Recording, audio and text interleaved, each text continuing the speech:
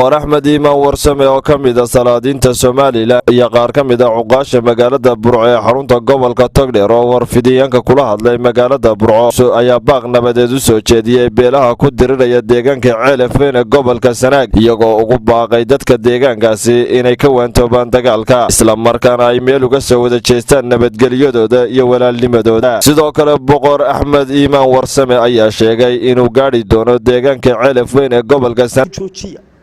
war wiilkii dhintaa ma soo noqonayo waxana reeruna maran maayaan bartiin bay wada joogayaan war dhulka ilaahay baa inoo goglay waa wada dhalateen dadka way iska xigtaan waxa weeye war halkaan idin dacayna ku joojiya ilaahay inta ka yaabtaan ilaahay inta ka baqdaan joojiya dagaalkaas oo biduun shuruud ku joojiya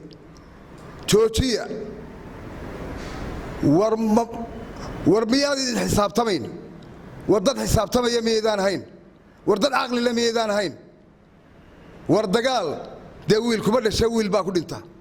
war maalin walba dad baa ku dhinta war miyaydaan xisaabtamayn war miyaydaan fakarayn miyaydaan maskax lahayn maskaxdii miyaa laydinka qaaday war dhibaatada joojiya war dagaalka joojiya labadiina beelood ee walaalaha isdhaxgalay isku ilmaabtiga isku habrowdaagahay war joojiya war isdhowrta dhiig muslim oo lagu daadiyo bigeyr sharci ama xaq daro dulmi ka weyn ma jiro waxaan idinka codsanayaa aan idin leeyahay ilaahay ka boqo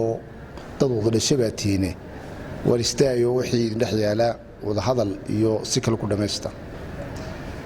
talabaad waxa isweydiin leh dagaalkan ka socda halkan maxaa u sababa oo uu joogsan lahay maxaa kolba soo kicinaya in wax la iska weydiiyaa fiican leena xukuumad baynu leenahay xukuumadii fulin bay leedahay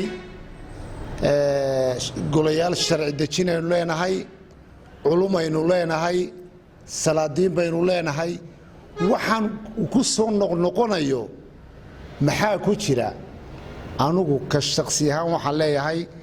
ergooyinka kolba meesha isku diidaan daacad ka ahayn wana taamaan mar labaad infijaar ka qarxay 200 lan kuruusar baa la ka haystay 200 halaado geela lagu cuniyay intaasoo kun oo kaartoon biyo mooysaaba lagu cabiyay ayaa ka maqnaa ma la isweydiiyay danaga ka maqnayn laakiin anagu maanta diyaar waxaan u nahay anagoon ka haysan dad ilaahay ku caasigaroobo anaka nala waa koobi anaka tagina anaka ilaahay gacma hoos dhiganina anaka walaalaha dadka dhaxgalina oo daacadka oo munaafaqad ku dhaxgaleen oo kala raacayn oo anaka inoo simeeyeen oonan ilmaabtinan ahayn habro wadaagna ahayn Soomaaliland dirnimadu naga dhaxayso muslimnimadu naga dhaxayso oo qabyaalad ku dhaxgaleen waa Maxamed Ali Ahmed Maxamed Kaabe telefishinka caalamiga ee Ariel magaalada Burco.